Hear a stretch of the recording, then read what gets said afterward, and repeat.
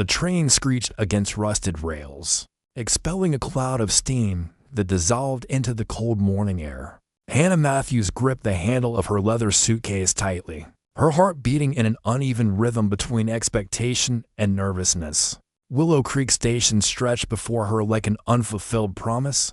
Hey there. Thanks for being here. Leave a like, subscribe, and tell us in the comments where you're watching from and what you think of the story. Let's keep going. Her hands trembled slightly as she unfolded Thomas's last letter. The familiar words dancing in her mind. Asterisk, a simple life. Dear Hannah, a home where we can raise our children away from the world's worries. Asterisk, the wind carried the scent of dry earth and something else, a loneliness she couldn't yet name. Her leather shoes clicked against the worn planks of the platform as she searched for a familiar face, for any sign of the man who had promised to be there to receive her. Thomas, she whispered to the emptiness, only the echo of her own voice answered. The station was deserted except for an elderly man sweeping dry leaves with mechanical movements. He looked up when Hannah approached, an expression of recognition mixed with something that looked like pity. You must be Thomas's bride, he said, pausing his sweeping. Hannah nodded, feeling a strange chill spread through her chest. I'm sorry, miss. He ain't coming. The words hung in the air like a death sentence. Hannah felt her knees weaken, but she forced herself to remain standing. The old man's weathered face showed genuine concern as he watched her process the information. What do you mean, he ain't coming? Hannah's voice barely rose above a whisper. Thomas left town 3 weeks ago, miss. Didn't say where he was going or when he'd be back. The man set his broom aside and approached her carefully, as if she might collapse at any moment. Name's Earl, by the way. I've been keeping an eye on his place since he disappeared. Hannah's mind raced. 3 weeks. Thomas had written to her just a month ago, confirming their wedding date, describing the home they would share. Had something happened to him? Was he hurt, lost, or worse, his place? She managed to ask. Earl nodded toward the dirt road that stretched beyond the station, about 2 miles that way. Well, you'll see for yourself. He paused, studying her pale face. You got anywhere else to go, miss? Hannah shook her head slowly. She had sold everything she owned back in Philadelphia to pay for the train ticket and her wedding dress. Her small savings had been spent on supplies for her new life of life that now seemed to be crumbling before it had even begun. I'll take you there, Earl said gently. Got my wagon out back.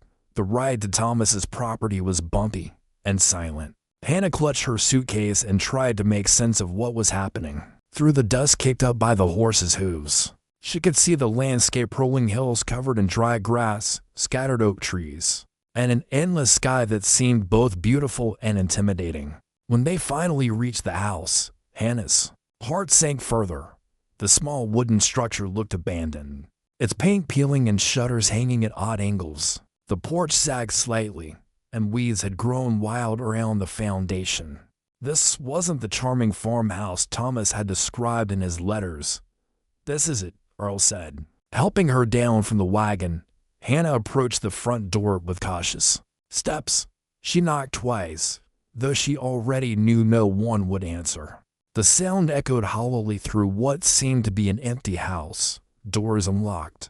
Earl called from behind her. Been away since he left. Hannah pushed the door open and stepped inside. The house was dim and dusty, with only scattered furniture covered in sheets. Sunlight filtered through dirty windows, creating patches of light on the worn wooden floor. The air smelled stale, as if life had simply stopped happening there. In the kitchen, she found evidence of a hasty departure and washed dishes in the sink. A half-empty coffee cup on the table, bread so stale it had turned to stone. On the kitchen table lay a stack of unopened letters, and her heart jumped when she recognized her own handwriting on several envelopes. He hadn't even read her last letters. Miss Earl's voice came from the doorway. There's something else you should know. Hannah turned, dreading what new revelation awaited her. There are children here, 5 of them. Thomas was supposed to be caring for them. But Earl's voice trailed off as he gestured toward the back of the house. Hannah felt the world tilt. Children? Thomas had never mentioned children in any of his letters. She followed Earl through a narrow hallway to what appeared to be a back room, and there, huddled together on a worn mattress, were 5 pairs of eyes staring back at her. The oldest looked to be about 12, a boy with sandy hair and a defiant expression. Next to him sat a girl of perhaps 10, clutching a younger child who couldn't have been more than 4. In the corner, 2 other children, twins. By the look of them, watched her with a mixture of hope and fear. They were thin, dirty, and obviously hungry. Their clothes were patched and too small, and Hannah could see the hollow look in their eyes that spoke of abandonment and uncertainty. "We've been waiting for you," the oldest boy said, his voice trying to sound brave despite the tremor in it. "Thomas said you were coming to take care of us." Hannah felt something shift inside her. Just a mixture of overwhelming responsibility and an unexpected surge of protective instinct. Whatever Thomas's reasons for leaving, whatever had gone wrong with their arrangement, these children needed help. They needed her. "What are your names?" she asked softly. Kneeling down to their level, the boy straightened up slightly. "I'm Ethan. This is Mary, and she's holding little Lily. Those are the twins, Sam and Ben." Hannah looked at each face, memorizing their features, seeing past the dirt and fear to the children they were meant to be. In that moment, she made a decision that would change everything. "Well then," she said, her voice gaining strength, "I suppose we'd better get you all fed." Hannah rolled up her sleeves and surveyed the kitchen with new eyes. The children had followed her from the back room, maintaining a careful distance but watching her every move with intense curiosity. Earl lingered in the doorway, clearly uncertain whether to stay or leave. "Is there a well?" Hannah asked, opening cabinets to assess what supplies were available. "Out back," Ethan replied, "but the pump's been acting up." Hannah nodded, making mental notes. Water, food, cleaning supplies, the basic necessities seemed overwhelming when viewed through the lens of caring. For 5 children, she found a can of beans, some stale crackers, and a small bag of flour that hadn't gone bad. "Earl," she said, turning to the old man, "is there a general store in town?" "Yes, ma'am. Morrison's place." But he hesitated, clearly uncomfortable. "But what?" "Well, Thomas left some debts behind. Folks might not be too eager to extend credit to his arrangements." Hannah felt heat rise in her cheeks. Of course, she was neither wife nor family to these children in the eyes of the law. She was simply a woman who had arrived on a train with promises that had already been broken. "I have some money," she said quietly. "Not much, but enough for immediate needs." Little Lily coughed a harsh, rattling sound that made Hannah's chest tighten with concern. Mary immediately pulled the child closer, a protective gesture that seemed far too mature for a 10-year-old. "How long has she been coughing like that?" Hannah knelt beside them. "Few days," Mary whispered. "She gets cold at night." Hannah gently touched Lily's forehead. The child felt warm, not feverish, but clearly unwell. Another item for her growing list of concerns. Right then, Hannah said, standing with renewed determination, "Here's what we're going to do. Ethan, can you and the twins get that pump working? We need fresh water. Mary, you help me see what we can make for supper with what's here." For the first time since arriving, Hannah felt a sense of purpose settling over her. These children needed structure, care, and most importantly, hope that things could get better. As the afternoon wore on, small victories accumulated. The pump yielded clean water after some coaxing. Hannah managed to create a simple meal from the meager supplies: beans, seasoned with wild herbs Mary knew how to identify, and biscuits made from the remaining flour. It wasn't much, but it was warm and filling. The children ate in relative silence, but Hannah noticed small signs of relaxation. Sam and Ben, the 6-year-old twins, began whispering to each other. Ethan's defensive posture softened slightly. Even little Lily managed a few bites before her coughing resumed. "Where did you come from?" Mary asked as they cleaned up after the meal. Philadelphia, Hannah replied. I was supposed to marry Thomas and help him run this place. He talked about you sometimes, Ethan said carefully. Said you were kind. Said you wanted children. Hannah paused in her washing up. He talked about me. Not much, but he seemed happier when your letters came. A complicated mix of emotions washed over Hannah. Anger at Thomas for abandoning these children, confusion about his true circumstances, and underneath it all, a growing protectiveness toward these 5 young souls who had been left behind. That evening, as she tucked the children into makeshift beds with whatever clean blankets she could find, Hannah made her first real decision about their situation. I'm not leaving, she told them quietly as she extinguished the oil lamp. Whatever happened with Thomas, whatever his reasons, I'm not leaving you alone. In the darkness, she heard Lily's small voice. Promise? Hannah felt tears prick her eyes. I promise. Outside, the wind picked up, rattling the loose shutters. But inside the little house, for the first time, and who knew how long, 5 children fell asleep knowing someone was watching over them. The first week tested Hannah's resolve in ways she hadn't anticipated. While Mary and the twins seemed cautiously willing to accept her help, Ethan remained stubbornly resistant to her authority, and little Lily's cough worsened each night. You don't have to stay, Ethan said on the 3rd morning, his voice carrying a bitter edge that seemed old for his 12 years. We managed before you came. Hannah looked up from where she was mending one of Sam's torn shirts. The boy stood in the kitchen doorway, arms crossed, challenging her with eyes that held too much pain for someone so young. Is that what you call it, managing? She kept her voice gentle but firm. When's the last time any of you had a proper meal or clean clothes? Thomas was coming back, Ethan insisted, though his voice wavered slightly. Thomas left you alone for 3 weeks, Ethan, 3 weeks without adequate food or care. Hannah set down her mending and faced him directly. I don't know why he left, but he did, and right now. You need someone who won't. Ethan's composure cracked for just a moment, and Hannah glimpsed the frightened child beneath his defensive anger. Then the walls went back up. We don't need you, he muttered, turning away. But action spoke louder than words. That afternoon, when Hannah returned from town with supplies purchased with her dwindling savings, she found that Ethan had repaired the broken step on the front porch without being asked. Small gestures of grudging acceptance. The trip to Morrison's general store had been enlightening in uncomfortable ways. Hannah felt the weight of curious stares and whispered conversations.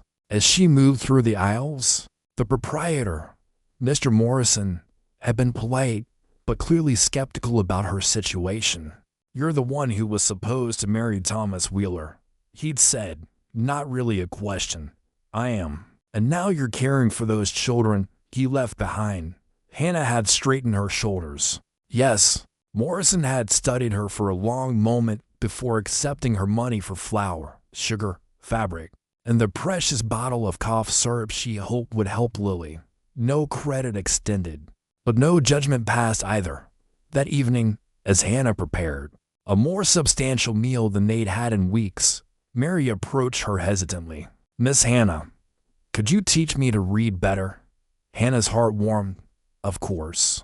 Do you have books? Mary shook her head. Thomas said he'd teach us.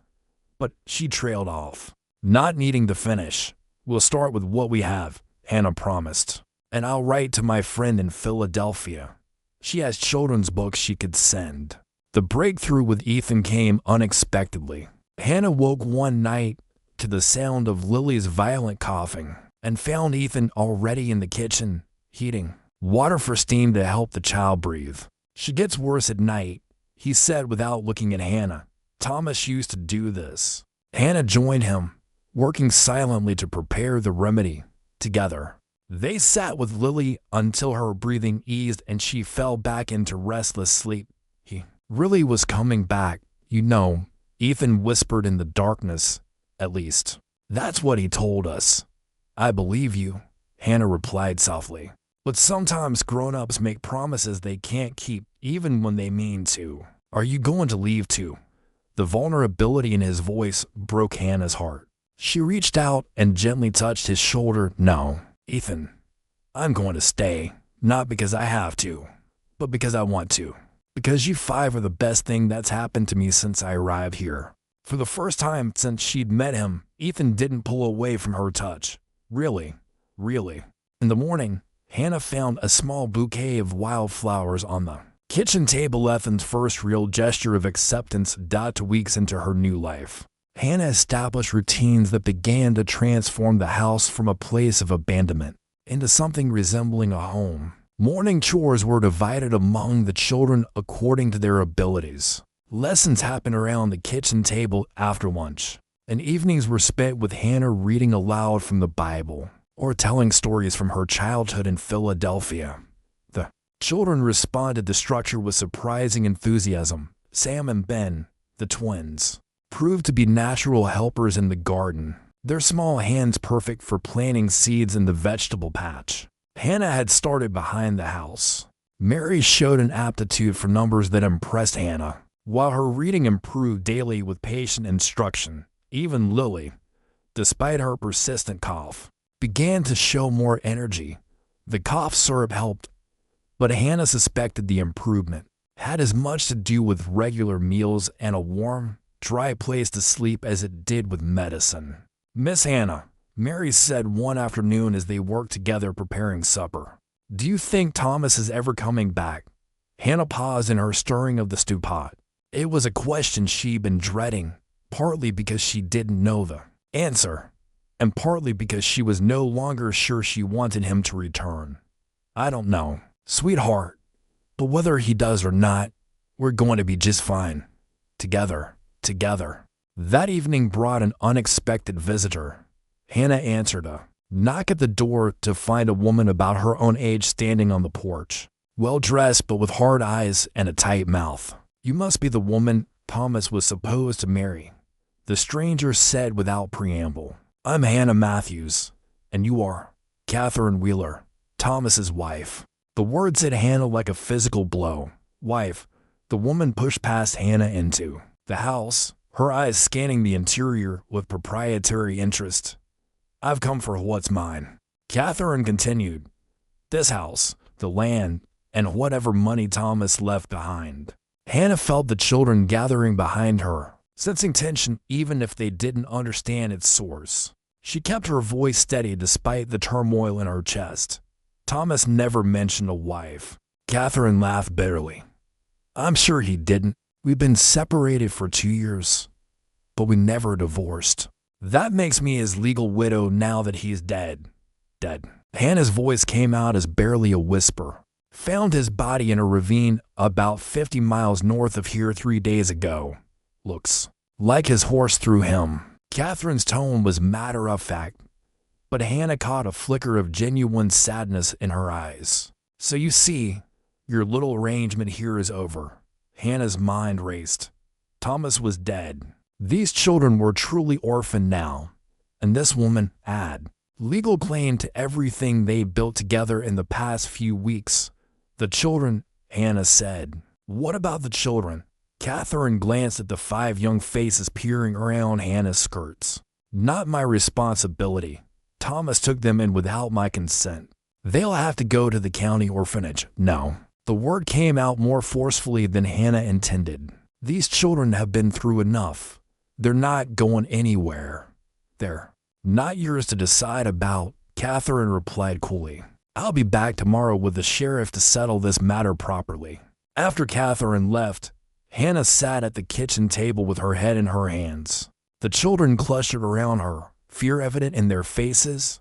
Are we going to have to leave? Lily asked in her small voice. Hannah looked up at 5 pairs of eyes that trusted her to have answers she didn't possess. But as she met each gaze, something fierce and protective rose up in her chest. No, she said firmly. We're not going anywhere. This is our home now, and families don't abandon each other. But that lady said, I know what she said, Ethan.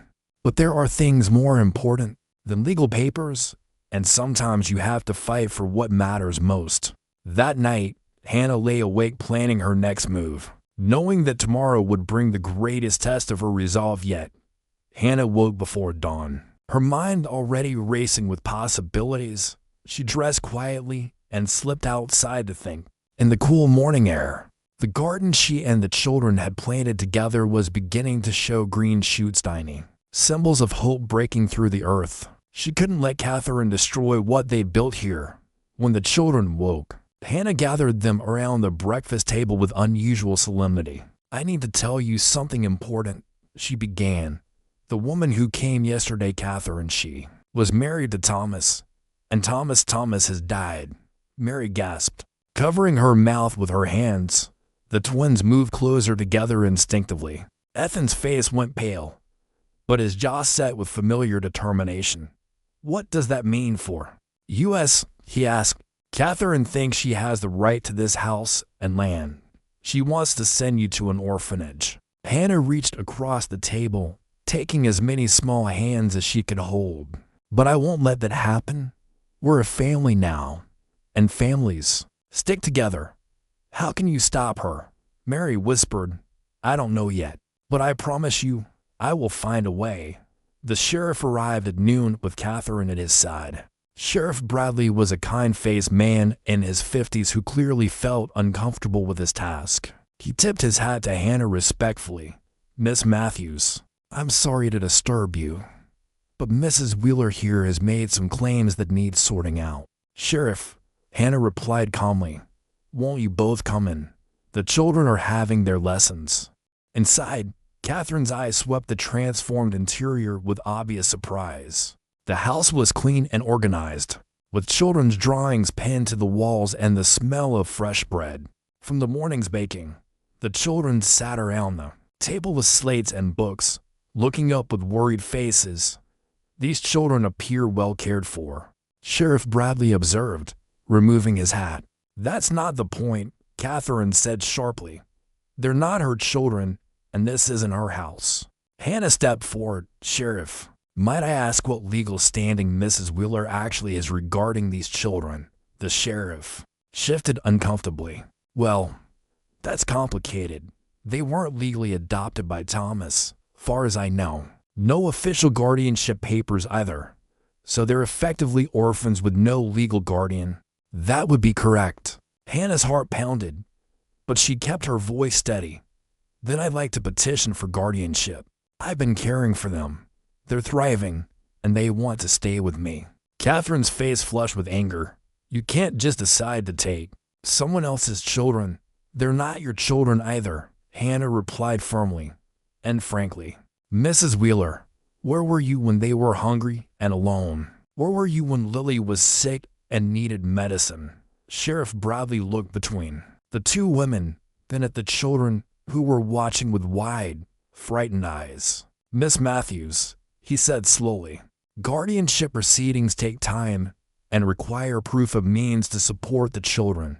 I understand, and Mrs. Wheeler does have legal claim to this property." Hannah felt the ground shifting beneath her feet, but she refused to give up. "What if I could purchase the property from Mrs. Wheeler? Would that resolve the housing issue?" Catherine laughed harshly. "With what money? You're just a spinster who got off a train with nothing but promises." The word stung, but Hannah didn't flinch. "That may be true, but I'm also someone who stayed when others left. Someone who chose love over law." Sheriff Bradley studied Hannah for a long moment. "I'll tell you what, Miss Matthews. I'll give you 1 week to sort out your affairs. If you can show me legal means to care for these children and resolve the property issue, I'll support your guardianship petition. And if I can't," his expression was genuinely sympathetic, "then the children will have to go to the county home in Springfield." After they left, Hannah sat with the children around the table, all of them silent with the weight of what they'd heard. 1 week, Ethan said finally. 1 week. Hannah agreed. "What are we going to do?" Mary asked. Hannah looked at each beloved face and felt her resolve harden into something unbreakable. "We're going to fight." Hannah spent the first night after the sheriff's visit pacing the small parlor, her mind working through every possibility. Her savings were nearly depleted. She had no family to call upon, and Catherine Wheeler held all the legal cards. But as dawn broke over the prairie, Hannah made a decision that would have seemed impossible to her just weeks earlier. She would ask the community for help. After breakfast, Hannah walked into town with Mary beside her, leaving Ethan in charge of the younger children. Her first stop was the church, where Reverend Thomas, ironically sharing a name with her absent groom, was tending to his small garden behind the rectory. Miss Matthews. He greeted her with genuine warmth. "How are you settling in?" "I need help, Reverend," Hannah said without preamble. "And I need to know if this community believes in protecting children, or if they're content to let them be scattered to the winds." She told him everything: Thomas's disappearance and death, Catherine's claims, the sheriff's ultimatum. Reverend Thomas listened with growing concern, occasionally glancing at Mary, who stood quietly beside Hannah with her small hand tucked trustingly into the older woman's. "These children," he said finally, "they're thriving under your care. See for yourself," Hannah replied. "Mary, would you recite the poem we learned yesterday?" Mary straightened proudly and recited Longfellow's verses about autumn with perfect diction and genuine feeling. The Reverend's eyebrows rose in surprise. "Remarkable improvement," he murmured. "I remember when Thomas brought them to church months ago. They were withdrawn, poorly clothed, obviously neglected. Will you help us?" Hannah asked directly. "Sunday service," he said after a moment's consideration.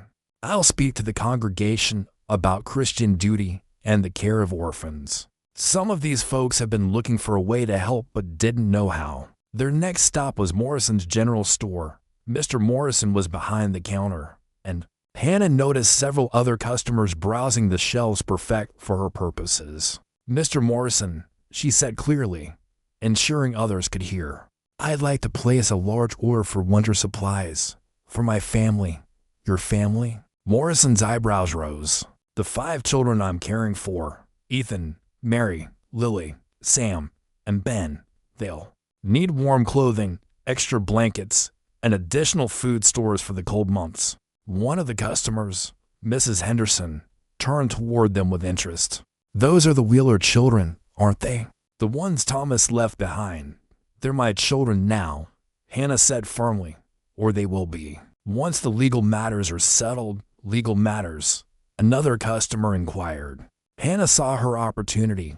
"Thomas's widow has appeared, claiming the property. She wants to send the children to the county orphanage in Springfield, despite the fact that they're healthy, happy, and thriving where they are." A murmur of concern rippled through the small group.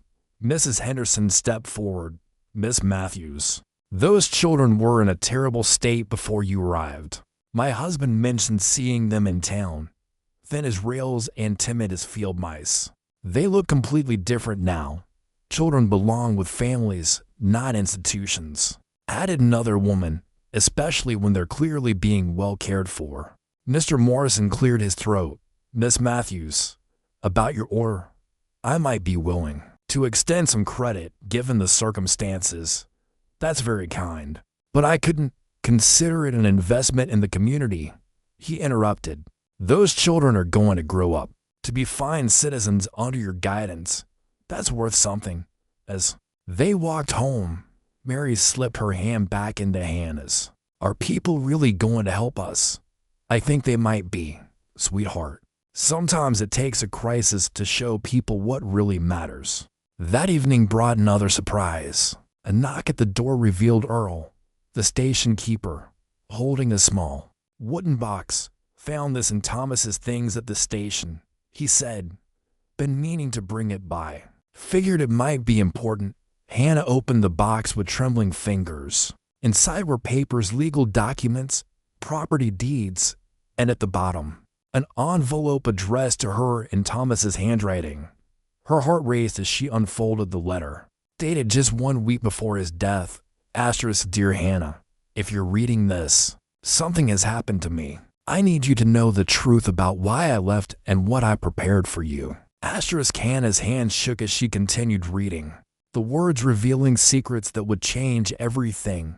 Hannah's hands trembled as she read Thomas's letter by lamplight. The children gathered around her in the small parlor. His handwriting was hurried, as if he'd been writing against time itself. Dear Hannah, if you're reading this, something has happened to me. I need you to know the truth about why I left and what I prepared for you. I was never the man I pretended to be in my letters, not entirely. But my feelings for you were genuine, as was my hope that you could help me become someone better. The children came to me last winter when their parents died of influenza. They had no other family, and I couldn't bear to see them sent away. But I was struggling to care for them properly. When my wife Catherine left me 2 years ago, she took most of our savings. I wrote to you not just seeking a wife, but hoping to find someone who could love these children as they deserved. I left because Catherine returned, demanding money I didn't have and threatening to take the children away to spite me. I went north to work in the logging camps, hoping to earn enough to pay her off and secure our future. It seems the plan has failed. Hannah. In the box you'll find the deed to this property. It's in my name alone. Catherine has no legal claim to it. There's also a will I had drawn up 3 weeks ago, leaving everything to you and designating you as the children's guardian. I've hidden a small sum of money in the root cellar, behind the third stone from the left.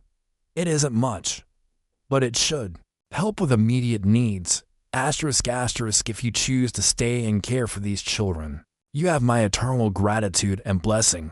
If you choose to leave, I understand completely. But please, don't let them be separated.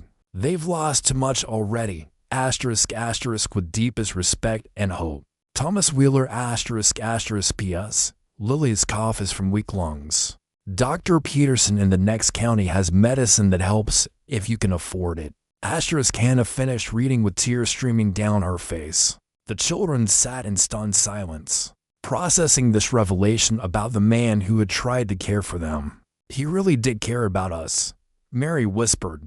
He was trying to help, Ethan added, his voice thick with emotion. Hannah examined the documents with growing excitement. The deed was clear and legal, signed and witnessed properly. Thomas had indeed owned the property outright. More importantly, the will was legitimate, dated just 3 weeks before his death and properly notarized. What does this mean? Sam asked. It means, Hannah said, her voice growing stronger with each word, that this house belongs to us, all of us, and Catherine Wheeler has no legal claim to any of it. The next morning, Hannah walked to town with the documents tucked safely in her bag, feeling more confident than she had since arriving in Willow Creek. Her first stop was the telegraph office, where she sent a message to a lawyer friend of her father's in Philadelphia, asking for verification of the document's validity. Her second stop was Sheriff Bradley's office. Sheriff, she said, placing the papers on his desk, I believe this changes things considerably. Sheriff Bradley examined the documents carefully, his eyebrows rising as he read. This appears to be everything in order. Property deed, will, guardianship designation. He looked up at Hannah with something approaching admiration. You've got yourself a legal leg to stand on, Miss Matthews, so the children can stay. Assuming these documents check out and they look legitimate.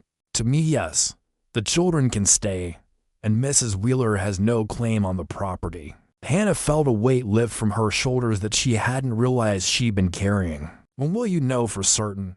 I'll wire the county courthouse today. Should have confirmation by tomorrow. As Hannah walked home, she found herself humming for the first time since arriving in Willow Creek. The future, which had seemed so uncertain just days before, now stretched ahead with genuine promise dotted home. She found the children working together to prepare lunch. Ethan teaching the twins to set the table properly while Mary helped Lily with her letters. They looked up expectantly as she entered. Well, Mary asked. Hannah smiled broadly. We're going to be just fine. All of us, together. That afternoon, they searched the root cellar and found Thomas's hidden savings enough to buy winter supplies and pay for Dr. Peterson's medicine for Lily. As they counted the money by candlelight, Hannah felt Thomas's presence somehow, as if he were finally at peace knowing his carefully laid plans had succeeded. "Thank you," she whispered to the shadows, and meant it with all her heart. The confrontation Hannah had been dreading came the following afternoon. Catherine Wheeler arrived, with a hired man and a wagon, clearly expecting to collect her supposed inheritance and remove the children. She knocked sharply on the door, her face set with grim determination. "I've come to settle this matter once and for all," Catherine announced when Hannah opened the door.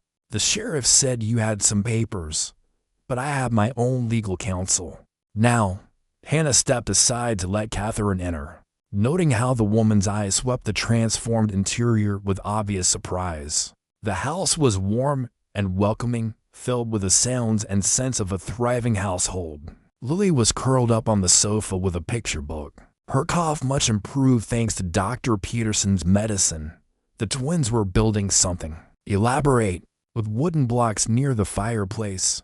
"Mrs. Wheeler," Hannah said calmly, "I understand your position, but I'm afraid you've been misinformed about your legal standing here." "Have I?" Catherine's voice was sharp. "We'll see about that when." "Here are the documents," Hannah interrupted, producing the papers from Thomas's box. "The property deed showing Thomas owned this land outright, free and clear. Your name appears nowhere on it." Catherine snatched the deed, scanning it quickly. Hannah watched as confusion, then anger, flickered across her face. "This could be forged," Catherine said, but her voice lacked conviction. "It could be, but it's not." Hannah handed her the will. "This is Thomas's last will and testament, properly witnessed and notarized, leaving everything to me and naming me as guardian to the children." Catherine read the will twice, her face growing paler with each word. When she looked up, her expression had shifted from angry confidence to something closer to desperation. "This isn't fair," she said, her voice cracking slightly. "I was his wife. We may have been separated, but I was still his wife." For the first time since meeting Catherine, Hannah felt a flicker of sympathy for the woman. She gestured to the kitchen table. "Please, sit down. Let me make you some tea." Catherine hesitated, then accepted the offer. As Hannah prepared the tea, she studied Thomas's widow more carefully. Behind the harsh facade, she saw someone who looked tired and, perhaps, as lost as Hannah had felt when she first arrived. "Why did you leave him?" Hannah asked gently as she set the teacup before Catherine. Catherine was quiet for a long moment, staring into the steaming liquid. "Thomas was a dreamer," she said finally, "always talking about building something better, making grand plans. But he never followed through. When he took in those children without consulting me," she shrugged, "I couldn't handle it. 5 more mouths to feed when we could barely manage ourselves. But you came back." "I came back because I heard he was doing well, that he'd found someone to marry. I thought there might be money." Catherine's laugh was bitter. "Foolish of me, wasn't it? Thomas never had money." Hannah sat across from her. "What will you do now?" "I don't know." The admission seemed to surprise Catherine herself. "I've been staying in the boarding house in Springfield, but my funds are running low." Hannah made a decision that would have seemed impossible weeks earlier. "The property includes a small cabin about a quarter-mile west of here. It needs work, but it's habitable. You could stay there temporarily while you decide what to do next." Catherine looked up sharply. "Why would you offer that?" "Because you're grieving too," Hannah replied simply.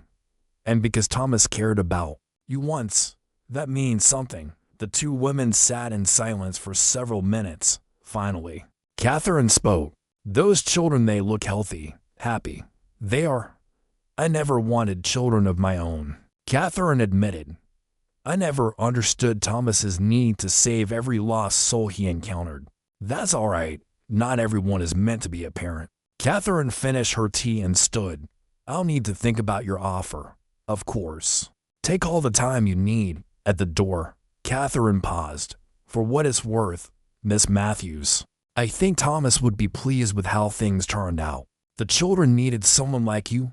After Catherine left, Hannah found herself standing in the doorway, watching the wagon disappear down the dusty road. Ethan appeared beside her.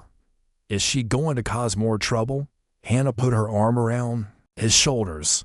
I don't think so. I think she just needed to understand that some battles aren't worth fighting. Are we safe now? Hannah looked back at the house full of children who had become her world. Yes, Ethan, we're safe. Autumn settled over Willow Creek with gentle persistence, painting the prairie grasses gold and filling the air with the promise of change. Hannah found herself marveling at how much their lives had transformed in just 2 months. The house that had once felt empty and abandoned now rang with laughter, arguments, and the comfortable sounds of a family finding its rhythm. The children had settled into their roles within their makeshift family with remarkable adaptability. Ethan had become Hannah's right hand, helping with repairs and taking responsibility for the younger ones when needed. His defensive walls had largely crumbled, replaced by the confident bearing of a young man who knew he was valued and trusted. Miss Hannah, he said one morning as they worked together to mend a section of fence. I've been thinking about what I want to do when I'm older. Oh, and what's that? I want to be a teacher, like you. He paused in his hammering. I want to help children who don't have anyone, the way you helped us. Hannah felt her heart swell with pride. I think you'd make an excellent teacher, Ethan. Mary had blossomed into a natural caretaker, often found reading to Lily or helping the twins with their letters. Her quick mind absorbed everything Hannah taught her, and she began keeping a journal, filling it with observations about their daily life and the changing seasons. The twins, Sam and Ben, had grown bolder and more mischievous as they gained confidence in their security. They were still inseparable, but their personalities were becoming more distinct. Sam showed an interest in numbers and building things, while Ben was drawn to stories and music, often humming melodies he created while working in the garden. Little Lily's health had improved dramatically with proper nutrition and Dr. Peterson's medicine. Her cough had faded to an occasional thing, and her pale cheeks now glowed with healthy color. She followed Hannah everywhere, often chattering about the flowers they tended together or the birds she watched from the kitchen window. One evening in late October, as Hannah was tucking Lily into bed, the little girl looked up with serious eyes. Miss Hannah, are you our mama now? The question caught Hannah off guard. They'd never formally discussed titles or relationships, simply falling into the natural rhythms of caring for each other. Would you like me to be? Hannah asked softly. Lily nodded solemnly. I asked Mary, and she said you love us like a mama would. And Ethan said you're not going anywhere, ever. That's right, sweetheart. I'm not going anywhere. Then you're our mama. The simple declaration filled Hannah with a warmth she'd never experienced before. Later that night, she shared the conversation with the older children as they sat around the kitchen table. After supper, Lily thinks I should be your mama, she said carefully. How do you feel about that? Mary reached across the table to take Hannah's hand. You already are. We've all talked about it. Even you, Ethan. The boy nodded, suddenly seeming much younger than his 12 years. I remember my real mama a little. She was kind like you. She would have wanted us to be with someone who loves us. Hannah felt tears prick her eyes. I do love you. All of you. More than I ever thought possible. So it's settled then, Sam announced with a matter-of-factness only a 6-year-old could manage. Your mama Hannah now. The new title felt natural, as if Hannah had been waiting her whole life to hear it. That night, as she made her final rounds checking on the sleeping children, she realized that Thomas's unexpected gift hadn't just been a house and legal guardianship. It had been the chance to become the person she was meant to be. The next morning brought a visitor that would test their newly solidified family bonds. Dr. Peterson arrived with news that would change everything. Once again, Miss Matthews, he said, removing his hat as he stood on their porch. I'm afraid I have some concerning news about one of the children. Hannah's heart clenched as she invited Dr. Peterson inside, her mind immediately racing through possibilities. The children were playing in the parlor, their voices creating a cheerful backdrop that suddenly felt fragile. "Which child?" Hannah asked quietly, guiding the doctor to the kitchen where they could speak privately. "It's about Mary," Dr. Peterson said, setting his medical bag on the table. "I've been reviewing her medical history from when Thomas first brought the children to me. There are some concerning patterns I need to discuss with you." Hannah sank into a chair, her legs suddenly weak. Mary was thriving, bright, healthy, full of curiosity and joy. What could possibly be wrong? "Mary has been experiencing periodic episodes of weakness and fatigue that Thomas mentioned to me several months ago. At the time, I attributed it to poor nutrition and the stress of losing her parents. But I've been thinking about her symptoms, and I believe she may have a heart condition that requires monitoring." A heart condition. Hannah's voice was barely a whisper. "It's not immediately dangerous, but it could become serious if left untreated. I'd like to examine her more thoroughly and possibly arrange for her to see a specialist in Kansas City." Hannah called Mary to the kitchen, her heart breaking at the sight of the girl's trusting smile. Dr. Peterson's examination was gentle but thorough. Listening to Mary's heart for a long time with his stethoscope, "Mary, have you been feeling tired lately? More than usual?" he asked kindly. Mary glanced at Hannah uncertainly. "Sometimes, especially when I run with the twins. But I thought that was normal. Any chest pain or trouble breathing?" "A little, sometimes. But it goes away when I rest." Dr. Peterson completed his examination and asked Mary to rejoin the other children when they were alone again. His expression was serious but not hopeless. "It's what I suspected, a heart murmur that suggests a structural issue. With proper care and some limitations on strenuous activity, she should be able to live a full, normal life. But she'll need regular monitoring and possibly surgery when she's older." Hannah absorbed this information, feeling the weight of responsibility settle even more heavily on her shoulders. What does this mean for her daily life? No running or heavy physical work.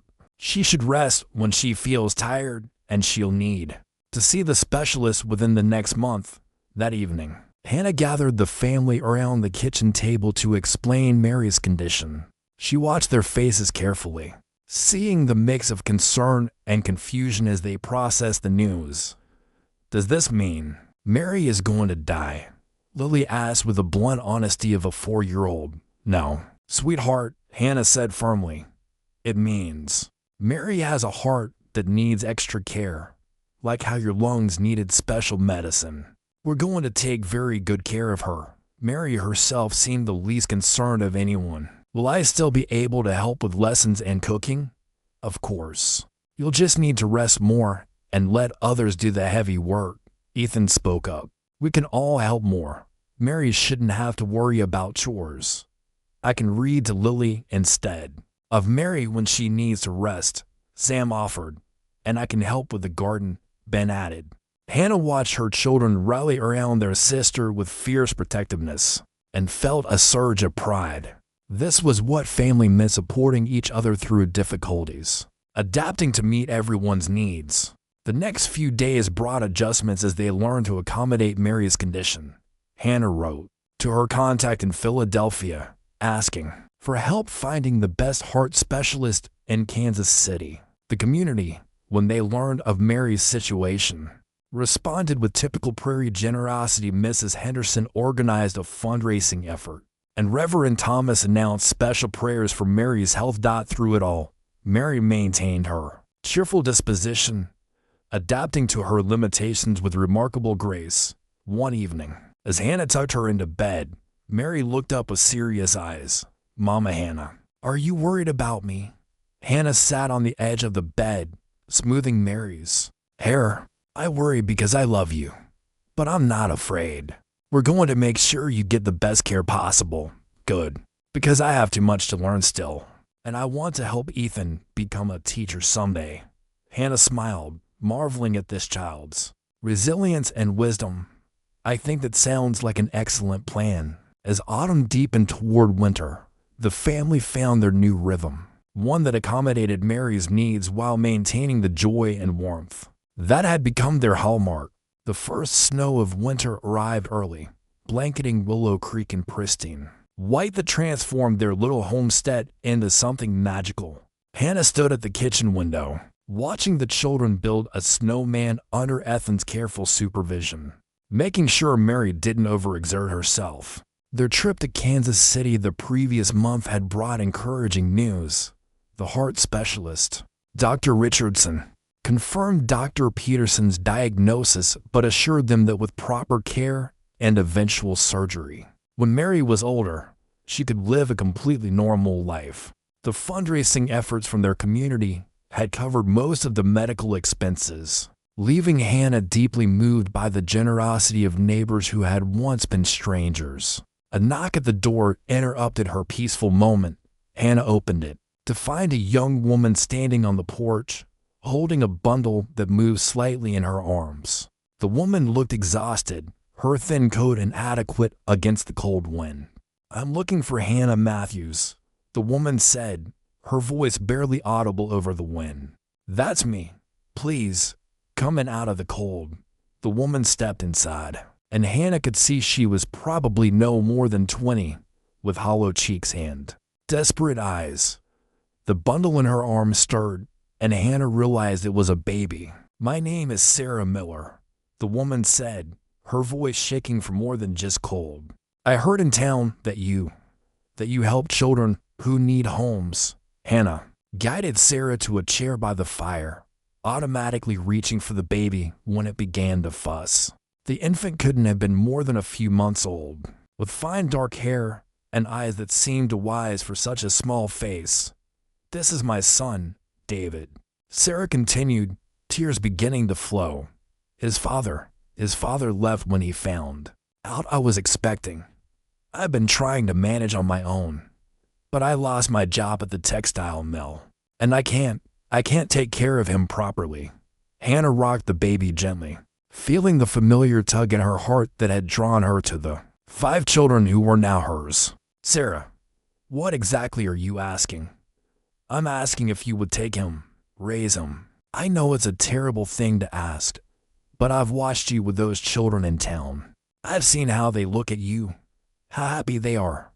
David deserves that kind of love, and I can't give it to him." The kitchen had grown quiet as the other children filed in from outside, drawn by the presence of a stranger. They gathered around Hannah and the baby, their faces full of curiosity and immediate tenderness. "Oh, he's beautiful," Mary whispered, gently touching the baby's tiny hand. "Can I hold him?" Lily asked.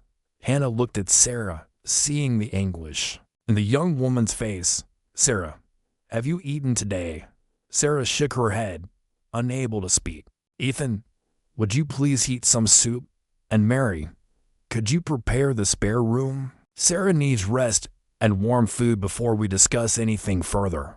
As the children bustled to help, Hannah continued rocking baby David, who had settled peacefully in her arms. She studied his face, already feeling the pull of attachment that seemed to come so naturally to her now. Over the next hour, as Sarah ate and warmed herself by the fire, the full story emerged. She had been working to support herself and the baby, but winter had brought layoffs at the mill. With no family to turn to and facing eviction from her boarding house room, she had heard about Hannah from other women in town, women who spoke of the spinster who had transformed 5 abandoned children into a thriving family. "I'm not abandoning him," Sarah said, her voice fierce despite her tears. "I'm trying to save him. I want him to have what I can't give him, a real home, with brothers and sisters, with someone who has enough love and resources to help him grow." Upright, Hannah looked around at her children, seeing the mixture of compassion and hope in their faces. Little David gurgled contentedly in her arms, as if he already belonged there. "Sarah," Hannah said gently, "what if there was another way? What if you stayed too?" The suggestion seemed to startle Sarah. "I couldn't impose. It wouldn't be imposing. We have room. We have resources. And David needs his mother." Hannah paused, thinking of her own journey to this moment. Sometimes families are built in unexpected ways. Sometimes they grow when people need each other most. Sarah looked around at the faces surrounding her, Hannah's steady strength, the children's open acceptance, baby David sleeping peacefully despite the upheaval of his young life. "You would do that. Let us both stay. We'd be honored to have you," Hannah replied, meaning every word, and so their family grew by two more, expanding their circle of love to encompass yet another mother and child who needed the shelter of home. Spring arrived at Willow Creek with gentle persistence, melting the winter snow and coaxing new life from the earth. Hannah stood in the doorway of their expanded home, watching her family work together in the garden.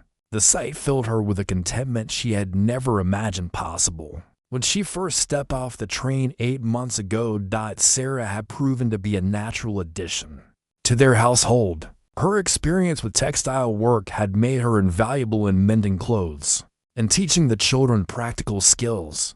More importantly, her gentle nature and deep gratitude had woven seamlessly into the fabric of their daily life. Baby David, now 9 months old and crawling everywhere, had become the cherished center of attention for all the children. Mama Hannah, Lily called from where she was planting bean seeds with Mary's careful supervision.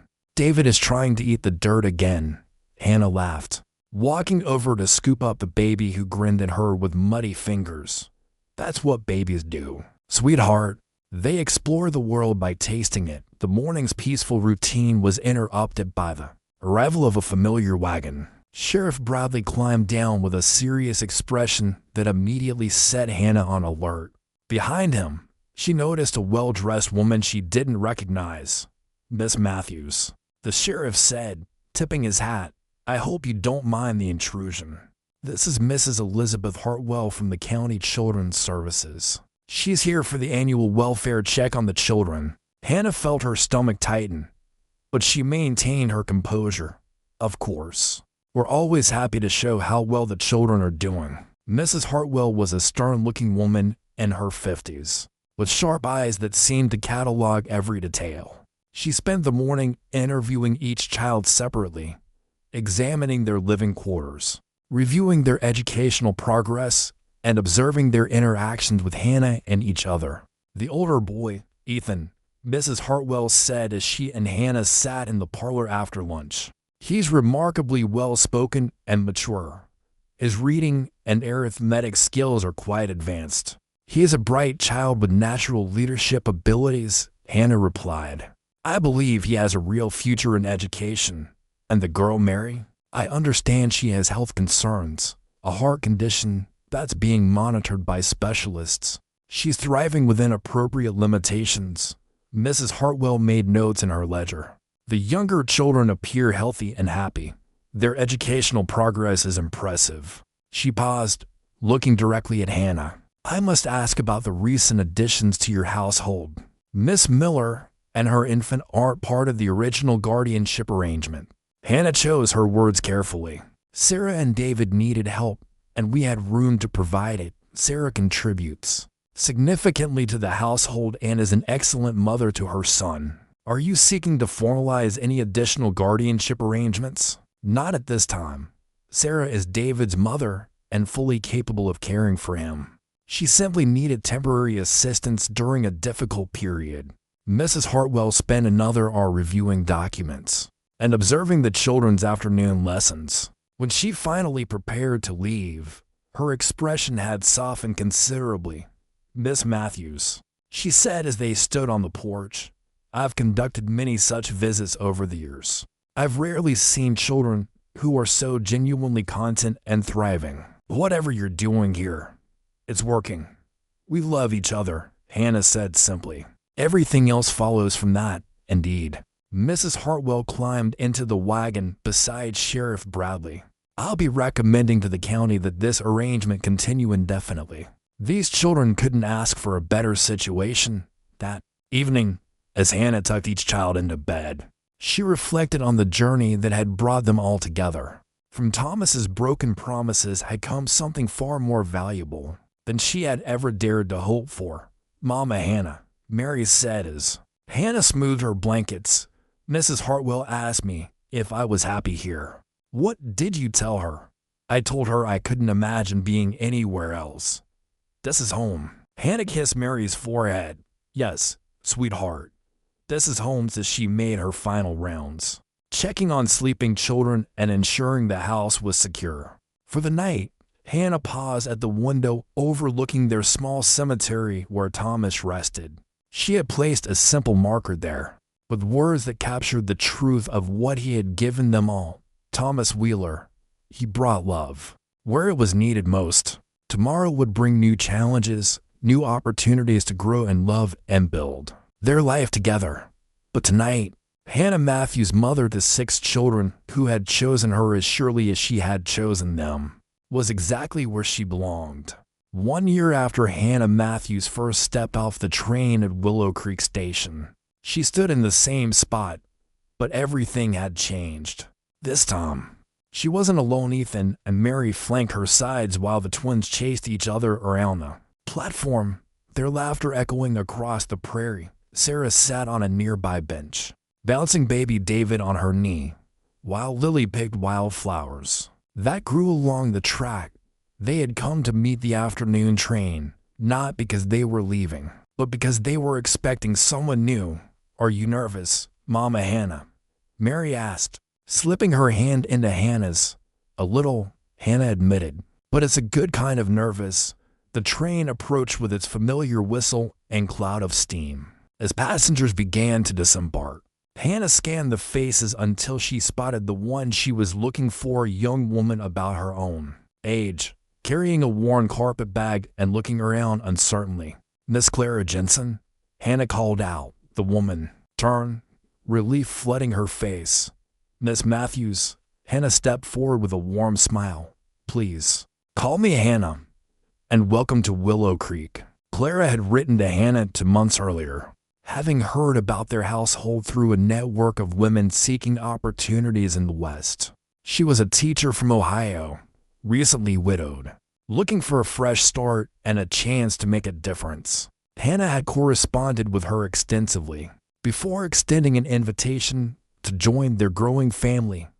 These are my children, Hannah said, gesturing to the group around her: Ethan, Mary, Lily, Sam, Ben, and our Sarah with baby David. Clara's eyes widened slightly at the size of the group, but her smile remained genuine. It's wonderful to meet you all. As they rode home in their expanded wagon, Earl had helped Hannah purchase a larger one. To accommodate their growing family, Clara marveled at the easy interactions between the children and the obvious affection they all shared. How do you manage it all? Clara asked quietly as they approached the homestead. We help each other, Hannah replied simply. Everyone has something to contribute.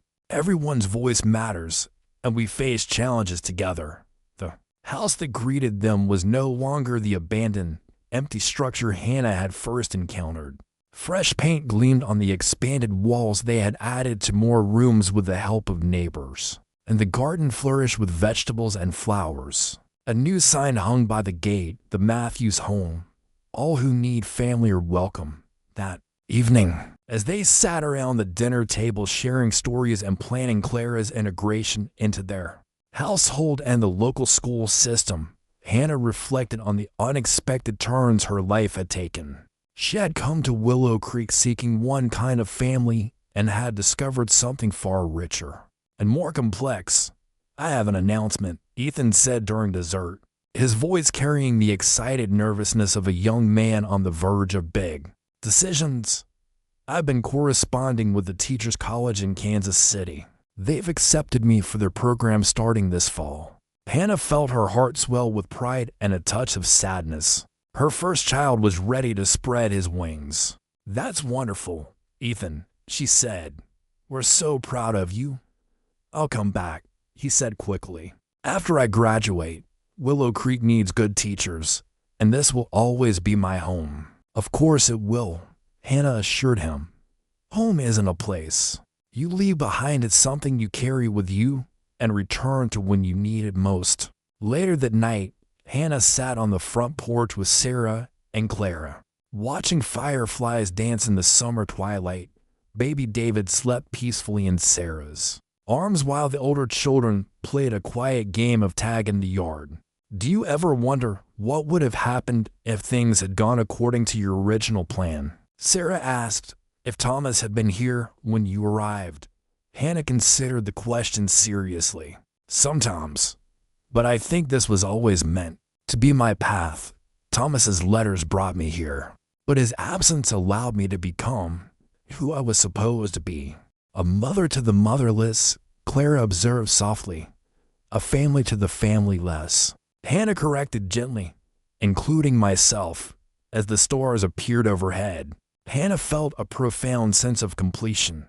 She had come to Willow Creek as a woman, seeking a conventional life, marriage, a home, perhaps children of her own. Instead, she had found something far more extraordinary, a calling that filled not just her home but her heart. The house behind them glowed with warm lamplight, filled with the sounds of children preparing for bed, of Sarah humming a lullaby, to David, of Clara organizing her teaching materials for the week ahead. It was the sound of life being lived fully, of love multiplied rather than divided, of hope made manifest in the daily acts of caring for one another. Hannah Matthews had become exactly who she was meant to be, not just a mother, but a creator of home itself, a place where love was the only requirement for belonging, and where family was not defined by blood, but by choice, commitment, and the simple miracle of people choosing to care for one another. In the distance,